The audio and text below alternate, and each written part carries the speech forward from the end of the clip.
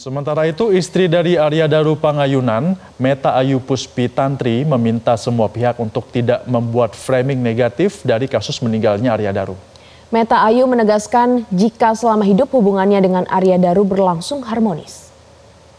Kami sangat kenal Mas Daru. Saya sangat mengenal Mas Daru. Mungkin itu tadi melebihi dirinya sendiri ya Ibu ya. Kami berdua sudah sangat cukup untuk satu sama lain. Sehingga saya mohon tidak ada lagi framing-framing negatif untuk suami saya. Kami berdua sudah sangat cukup untuk satu sama lain. Suami saya enggak neko-neko. Saya kenal betul suami saya. Itu saja Pak. Bahkan sebenarnya sampai sekarang pun saya pribadi masih merasa ini seperti mimpi ya. Saya tahu antara ini memang kenyataan, tapi ada bagian dari diri saya yang ini seperti mimpi karena kehilangan seorang Arya Daru Pangayunan yang sudah menjadi bagian dari diri saya dari umur kami 10 tahun itu tidak bisa diungkapkan dengan kata-kata rasanya.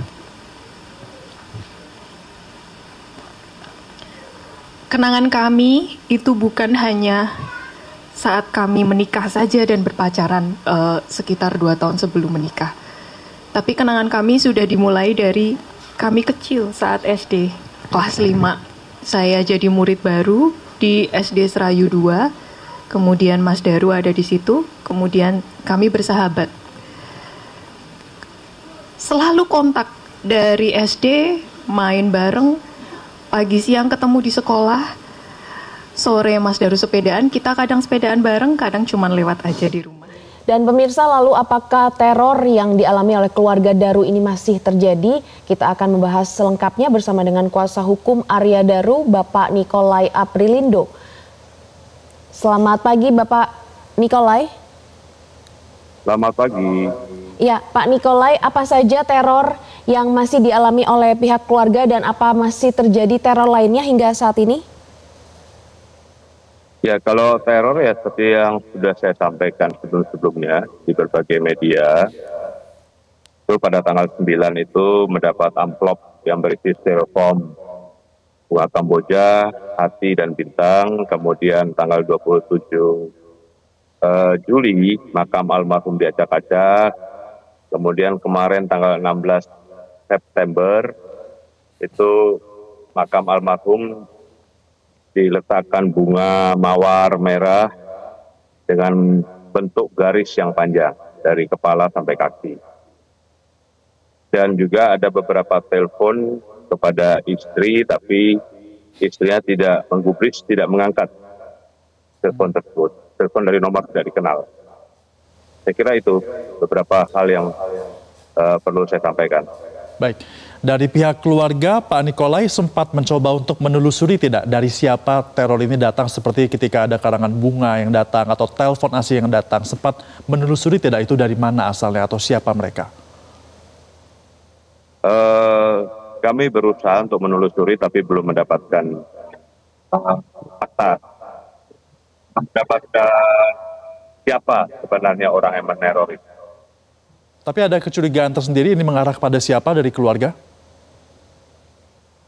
Kami tidak bisa memastikan mengarah kepada siapa, tapi yang jelas pasti ada seseorang mungkin yang sakit hati terhadap almarhum, atau yang memang orang itu menginginkan kematian almarhum. Baik. Dan tidak menginginkan keluarga dari almarhum Arya Daru untuk pick up atau untuk menuntut keadilan dan untuk menuntut masalah pemenuhan hak asasi manusia mereka. Jadi ini ada pihak-pihak yang merasa kepentingannya terganggu kalau menurut kami.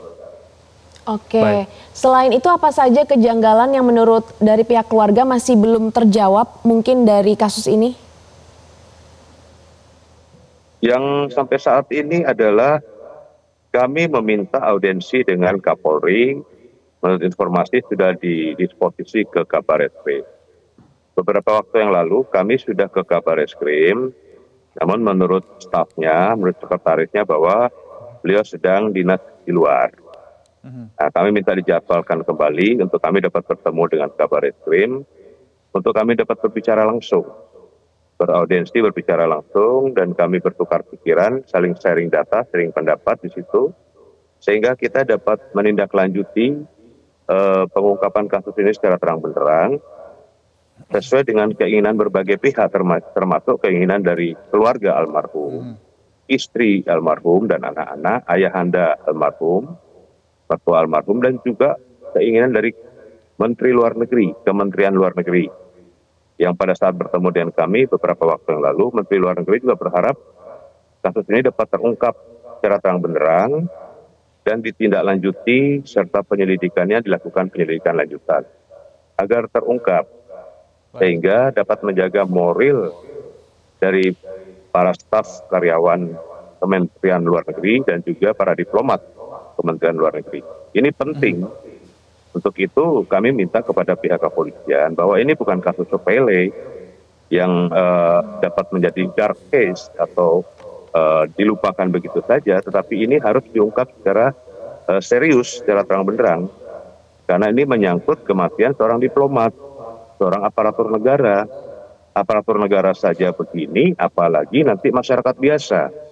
Nah, beberapa waktu yang lalu ada pihak-pihak yang menyatakan bahwa kenapa baru sekarang komplain. Kami bukan komplain, kami sejak kami mendapat asa untuk sebagai penasihat hukum tanggal 22 Agustus yang lalu, kami 23 langsung gerak. Kami berusaha untuk mengirim surat ke berbagai instansi untuk memohon audiensi. Kami tidak bisa nyelonong-nyelonong begitu saja, kami tidak bisa datang begitu saja.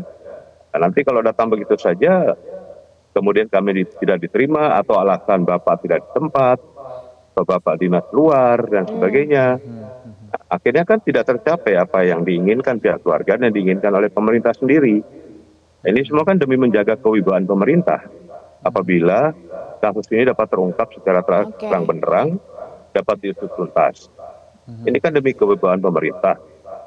Jadi bukan hanya demi kepentingan hukum dan pemenuhan hak asasi manusia dari keluarga, dari istri, anak-anak yang masih kecil-kecil, dari orang tua, tetapi ini juga demi pemerintah, karena ini pegawai pemerintah, aparatur negara yang berstatus sebagai seorang diplomat, yang sudah mendapat tugas untuk berangkat ke Finlandia dengan surat penugasan sudah ada, dengan jabatan sebagai sekretaris tua di KBRI Helsinki, sementara untuk biaya perjalanan sudah cair, tiket sudah ada, visa sudah ada, paspor sudah ada, untuk yang bersangkutan dengan anak istri dan keluarga, serta orang tua dan mertua, semuanya sudah disiapkan. Baik. Dalam keadaan riang gembira, tiba-tiba meninggal. Nah, meninggalnya dikatakan Itu tidak ada.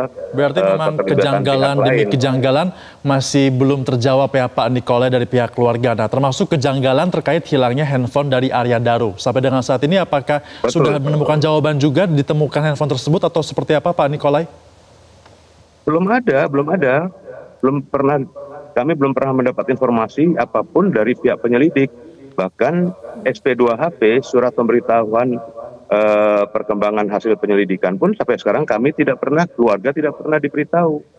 Ini kan menjadi tanda tanya besar bagi kami. Ada apa sebenarnya? Permanen siapa? Kepentingan siapa untuk menghambat atau menutup kasus ini? Ini kan pasti ada kepentingan pihak-pihak yang terganggu.